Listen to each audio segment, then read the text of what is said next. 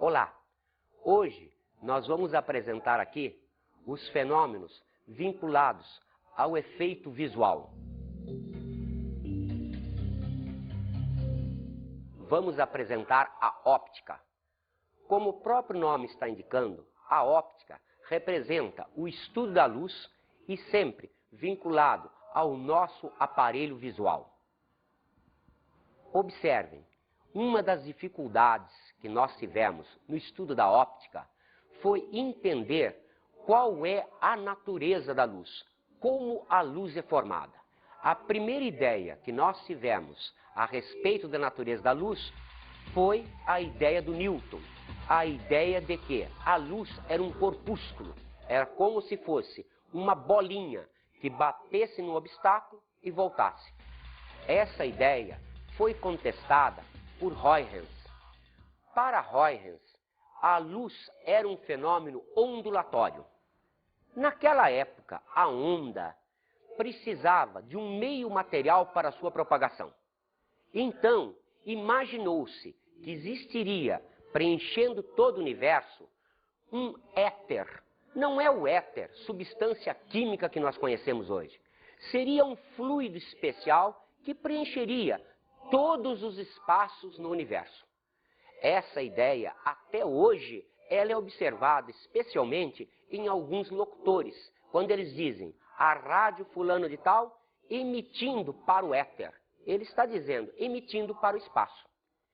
Essa ideia do Huygens perdurou durante algum tempo, até que Laplace e Poisson consideraram a teoria do Newton mais consistente, isto é, reforçaram a teoria de que a luz era formada por corpúsculo. Continuou a briga. Evidentemente, a briga entre uma teoria corpuscular e uma teoria ondulatória. Até que tivemos Young, que conseguiu demonstrar que a luz tinha um comprimento de onda. Ora, se tinha um comprimento de onda, era um fenômeno ondulatório. O processo continuou. Através de Fresnel, conseguiu-se demonstrar que a luz realmente era uma onda transversal. A briga ainda continuava. E aí nós tivemos o trabalho de Faraday mostrando que a onda não era uma onda mecânica. Essa ideia da onda não mecânica já começava a destruir aquela teoria do éter. Finalmente, vem o trabalho de Maxwell, demonstrando que a onda era uma onda eletromagnética. Essa onda eletromagnética tinha propagação no vácuo.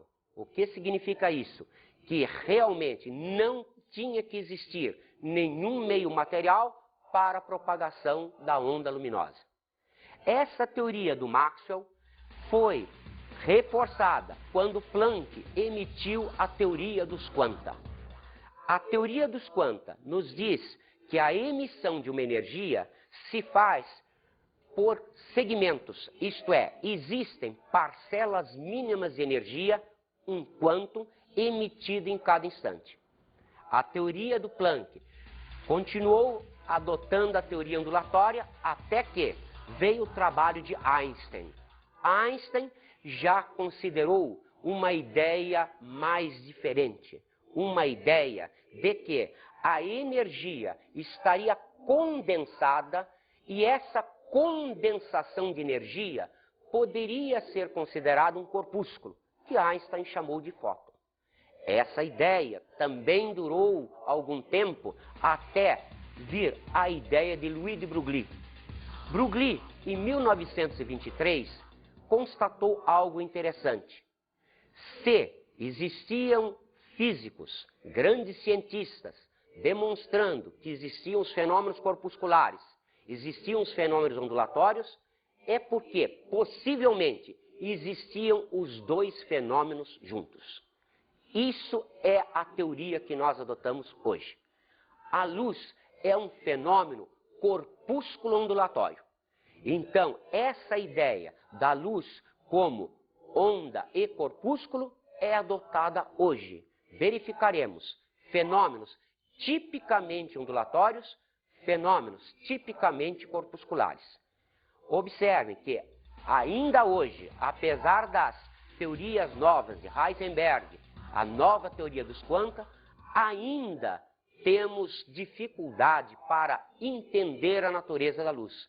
Alguns fenômenos ainda não foram plenamente justificados, mas a teoria que nós vamos adotar aqui, que é a teoria mais atual, ainda é a da mecânica ondulatória de Broglie.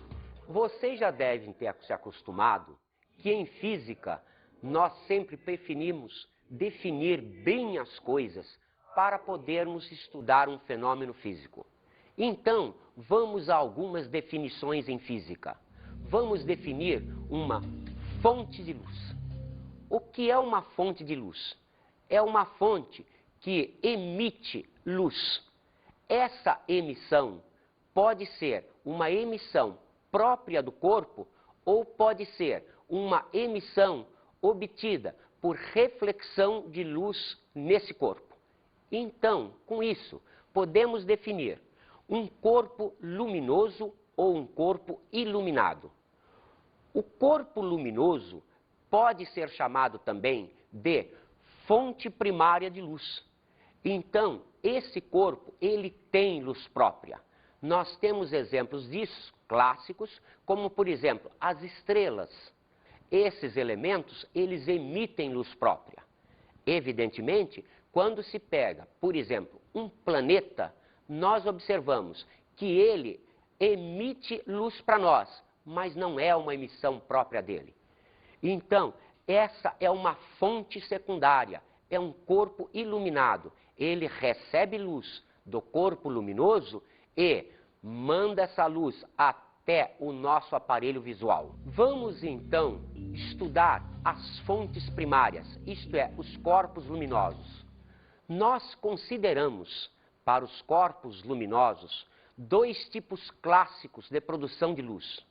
A produção por luminescência ou a produção por incandescência. A produção de luz por luminescência se faz sem emissão de calor. A emissão de luz por incandescência se faz com emissão de calor. A luminescência, ela pode ser de dois tipos, a fluorescência ou a fosforescência. Qual é a diferença entre essas duas produções de luz?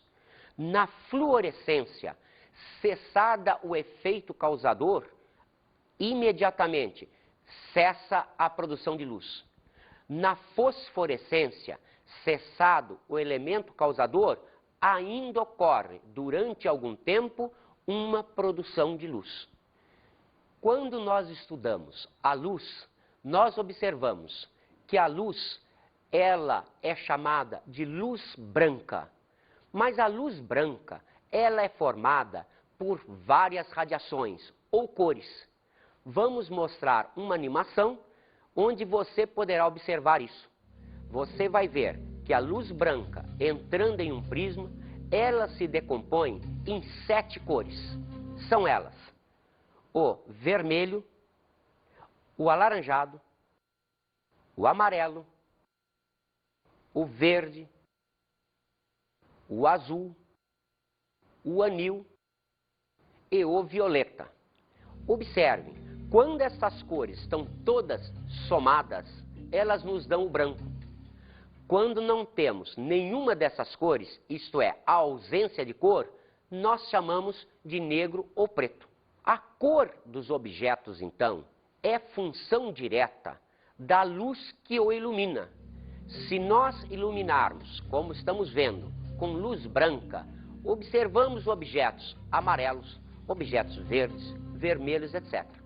Mas, o que significa isso? Que esse corpo tem a propriedade de, recebendo essas 7 radiações, absorver algumas e refletir para os nossos olhos o vermelho, ou o verde, ou o amarelo. Então, se eu mudar a cor do objeto, eu consigo? Sim. Quando? Quando eu faço a iluminação desse objeto com uma cor específica. Por exemplo, se eu tiver de camisa amarela e tiver no estúdio apenas luz vermelha, a camisa ficará negra. Vamos então ver algo que foi muito interessante dentro da física. Vamos observar a velocidade da luz. Durante muito tempo, esse fenômeno intrigou os cientistas. Uma das primeiras tentativas que nós temos, documentadas, se medir a velocidade da luz, foi de Galileu. Galileu usou o método terrestre, isto é, colocou-se pessoas em distâncias consideradas e tentava-se descobrir o tempo gasto pela luz para vencer essa distância. Evidentemente, um método sumamente falho em termos de física. Mas já Rømer conseguiu, através do estudo do eclipse de alguns satélites de Júpiter, fazer uma determinação mais acurada da velocidade da luz. Observe que esse já foi um processo astronômico. Bradley conseguiu confirmar as medidas feitas por Rømer e Fizeau, fazendo agora uma experiência usando uma roda denteada por onde passava a luz. Após girar a roda, essa luz não sofria a reflexão de um espelho. Com isso, conseguiu uma determinação ainda mais acurada para a velocidade da luz. Foucault repetiu o processo fazendo o espelho girante, uma lente e um espelho esférico côncavo. Evidentemente, também conseguiu uma aproximação bastante boa para aquilo que hoje nós consideramos a velocidade da luz. Finalmente, Michelson conseguiu um valor que se aproxima bem daquilo que seja hoje considerada a velocidade da luz. A velocidade da luz é admitida como sendo aproximadamente 299.790,2 km por segundo, o que nos dá aproximadamente 300.000 km por segundo. Observem que dentro da física, essa é considerada uma velocidade limite. Então, é um padrão físico e nós a representamos pela letra C minúsculo. Vocês se lembram, já vimos em aulas anteriores aquela famosa equação de Einstein, onde aparece o termo C minúsculo representando a velocidade da luz. Hoje, então, o nosso padrão máximo de velocidade para partículas é de 3 vezes 10 a quinta km por segundo. Vamos, então, conceituar o que é um raio luminoso. O raio luminoso é uma abstração física. Ele representaria a direção de propagação de uma onda luminosa. Isto é, admitindo a ideia corpuscular, seria como o corpúsculo está se movimentando. Observe, sendo um corpúsculo, isso representaria uma reta. Essa reta não tem uma existência física. Então, como nós não podemos pensar em termos físicos num raio luminoso, nós imaginamos uma associação com vários raios luminosos. Nós consideramos o feixe luminoso. Então, um feixe luminoso é um conjunto de raios luminosos, que aí nós já temos uma ideia física melhor. Quando esse feixe é de pequena abertura, nós o chamamos de pincel luminoso. Evidentemente, nas medidas físicas, para evitar distorções, nós trabalhamos sempre com feixes de pequenas aberturas ou pincel luminoso. Então, observem na nossa animação. Vocês vão notar uma fonte luminosa emitindo infinitos raios luminosos. No nosso estudo da óptica geométrica, do estudo dos raios luminosos, nós vamos então considerar qualquer um desses raios luminosos. Como existem infinitos, aquele que tivermos considerado também existirá. Observe então, esses meios de propagação da luz podem ser considerados em várias classificações. Por exemplo, podemos considerar os meios homogêneos ou meios heterogêneos, isto é, aqueles que têm as mesmas propriedades em todos os seus pontos ou aqueles que têm propriedades distintas. Podemos também considerar os meios isótropos ou os meios anisótropos. O primeiro, representa meios tais que, quaisquer que sejam as direções de observação, as suas propriedades físicas são inalteradas. Podemos, então, também classificar os meios como meios transparentes, meios translúcidos ou meios opacos. O que seria um meio transparente? Seria aquele que pouco influiria na direção de propagação do raio luminoso. O que seria um meio translúcido? Seria aquele que causaria alguma diferença em relação à direção de propagação do raio luminoso. O que seria o meio opaco? Seria aquele que não permitiria a passagem do raio luminoso. Evidentemente, quando pensamos nessas ideias, transparente, translúcido e opaco, não podemos nos esquecer que não basta se considerar a natureza do corpo, mas sim também a sua espessura. Por exemplo, será que madeira é transparente, translúcida ou opaca? Se eu pegar uma porta de madeira, ela será opaca. Mas como nós conseguimos fazer lâminas de madeira para ser observadas ao microscópio, nós observamos que essas lâminas são atravessadas pela luz. E então elas são translúcidas ou, às vezes, quase transparentes.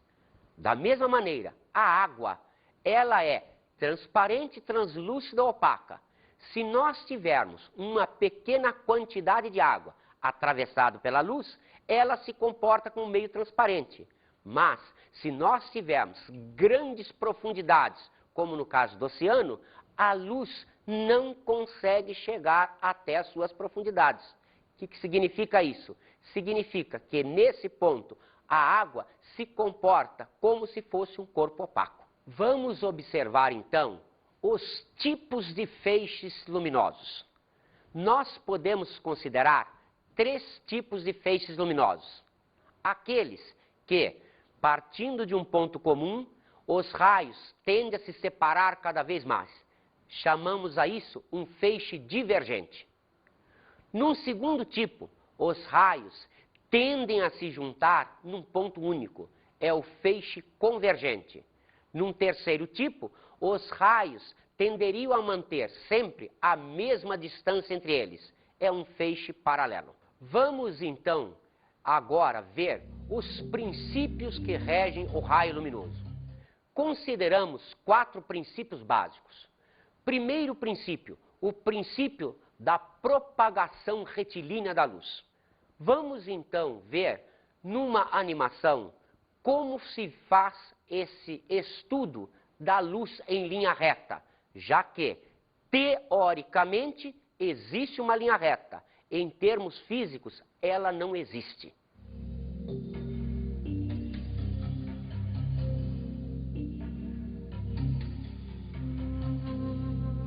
O segundo princípio do raio luminoso é o princípio da independência dos raios. O que significa isso? Que os raios luminosos podem se cruzar sem que apareça algum efeito físico. Observe, estamos estudando óptica geométrica. Futuramente, na óptica física, na parte de ondas, vamos ver um efeito ondulatório que contradiz este efeito típico da óptica geométrica. O terceiro princípio é o princípio da reversibilidade, ou princípio da marcha inversa. O que significa isso? Significa que se eu tenho um raio luminoso e eu considero um sentido de propagação, existe obrigatoriamente o outro sentido. De um modo geral, as garotas é que não gostam muito desse princípio. Por quê? É comum você ver uma garota cochichar para sua amiga. Observe, fulano não tira os olhos de mim. Ela só sabe se alguém não tira os olhos dela, se ela também estiver olhando para ele. Por quê? Porque o raio luminoso sempre, para a mesma direção, terá obrigatoriamente os dois sentidos. Vamos então ao princípio de Fermat. Esse princípio mostra que quando a luz viaja do ponto A ao ponto C, nesta situação, ela percorre o caminho óptico mínimo. O que significa isso? Que gasta, através desta trajetória, o menor tempo possível entre os pontos A e C. Observe, matematicamente, a linha reta seria a menor distância geométrica entre esses pontos. Mas como aqui nós estamos diante da situação real, a situação mostra que realmente este caminho de A para B, B para C, é um caminho feito pela luz de tal maneira que o tempo gasto nele é obrigatoriamente menor do que seria o tempo gasto nessa trajetória. Vamos então agora conceituar sombra e penumbra. Quando se coloca uma fonte luminosa à frente de um corpo opaco, como dissemos, a luz não atravessará esse corpo. Ficará então uma região atrás do corpo isenta de luz. Essa região chama-se sombra. Observe, se a fonte for puntiforme, isto é, uma fonte tão pequenininha que se pareça com o ponto, existirá uma região completamente isenta de luz, chamada sombra. Se a fonte for uma fonte extensa, isto é, que tenha vários pontos luminosos, nós vamos observar uma região completamente isenta de luz, que é a sombra, e existirá em volta dela uma região que recebe luz de algumas partes da fonte e não recebe luz de outras partes. Chama-se a isso a penumbra. Que tal agora fazermos uma experiência aqui, nesse instante? Vamos inicialmente apagar as luzes para que se possa fazer a experiência mostrando o que é a sombra e o que é a penumbra. Observem, sou eu mesmo, não é o Frankenstein. Vamos observar o que acontece quando eu pego com a lanterna, que é uma fonte extensa, e ilumino meu dedo. Estão vendo que aparece uma região escura e uma região clara, e entre as duas aparece uma região que não é completamente escura e também não é completamente clara. Essa região é a região de penumbra. Vamos então estudar agora os sistemas ópticos, isto é, aqueles corpos que têm a propriedade de modificar a direção de propagação de um raio luminoso. Considerando os feixes em relação a esse sistema óptico, nós temos duas possibilidades. Ou o feixe é incidente no sistema óptico, ou ele é emergente do sistema óptico. O feixe incidente caracteriza um ponto-objeto. O feixe emergente caracteriza um ponto-imagem. Quanto ao tipo de feixe, se ele é divergente, paralelo ou convergente, nós classificamos esse objeto ou imagem em real, virtual, impróprio, imprópria, virtual, real. Observe que uma coisa não é obrigatoriamente um objeto ou imagem. Ela funcionará como objeto ou imagem, quer seja incidente ou emergente do sistema óptico. Podemos, através de um esquema, fazer exatamente o que acontece perante um sistema óptico. Observem então este esquema. O ponto A gera para este sistema óptico um feixe divergente. esse feixe, como é incidente no sistema óptico, caracteriza para esse sistema óptico o ponto A como um ponto objeto real. Observe, o feixe caracterizando o ponto B, ele está emergente em relação ao sistema óptico e ele é convergente. O ponto B para este sistema óptico é então classificado como um ponto imagem real. Vamos pegar um outro exemplo. Observe, fizemos uma simulação semelhante ao do exercício anterior. Agora, colocamos aqui um outro sistema óptico. O que vai acontecer? O ponto A para esse sistema óptico continua sendo o ponto objeto real. O ponto B para este sistema óptico continua sendo o ponto imagem real. Porém, como este feixe que está vinculado ao ponto B, em relação a este sistema óptico, ele é incidente para este sistema óptico. O ponto B é classificado ponto objeto virtual para o sistema óptico 2. Por quê? Porque o feixe é incidente convergente. Observe, o ponto C caracteriza-se como ponto imagem real para este sistema óptico, porque este feixe é emergente convergente. Vamos experimentar então os nossos conhecimentos num exercício do ITA. A sombra de uma nuvem sobre o solo tem a mesma forma e o mesmo tamanho que a própria nuvem, porque os raios solares são as opções praticamente paralelos, muito divergentes, pouco numerosos, muito numerosos, ou todos convergentes ao mesmo ponto. Observe, como o Sol está muito distante da Terra, nós consideramos que isso corresponde a um feixe de raios paralelos, significando então opção letra A.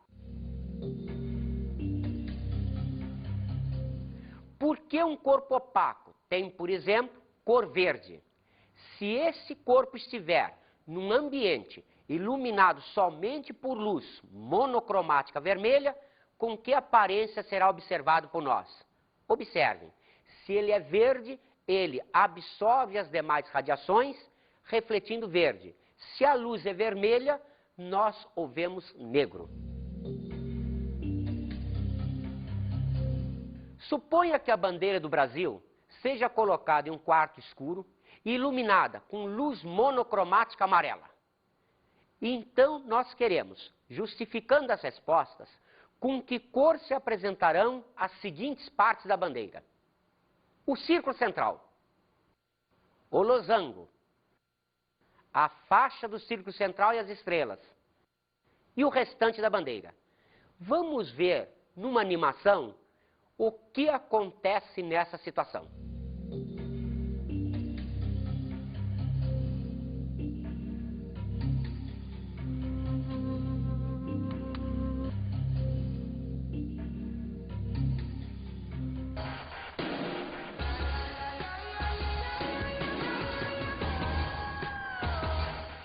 Lembrem-se, a velocidade da luz, considerada 300 mil km por segundo, é no vácuo e representa um padrão físico. Lembre-se, um ano-luz é a distância que a luz percorre no intervalo de tempo de 1 ano. E com isso encerramos a nossa aula de hoje.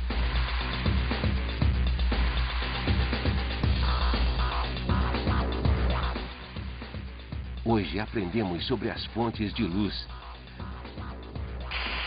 Lembre-se, os corpos podem ser luminosos e iluminados.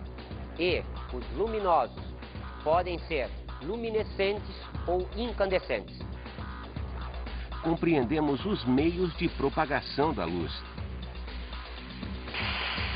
Observe, quando estudamos os meios transparentes, translúcidos e opacos, não dependem apenas de sua natureza, mas também de sua espessura. Estudamos os princípios do raio luminoso. Lembrem-se, isto é óptica geométrica, significando, vamos considerar a luz apenas com seus fenômenos corpusculares. Vimos também os sistemas ópticos. Observe, a única possibilidade de classificarmos objetos e imagens reais, virtuais ou impróprios é através da análise do feixe luminoso, incidente ou emergente e com seu tipo. Bons estudos!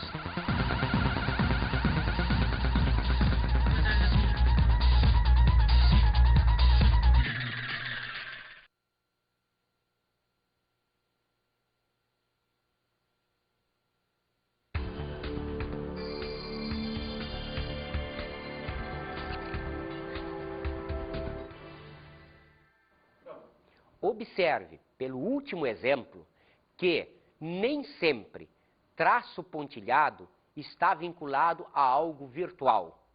A única possibilidade de caracterizarmos o que é real ou virtual é através do tipo de feixe.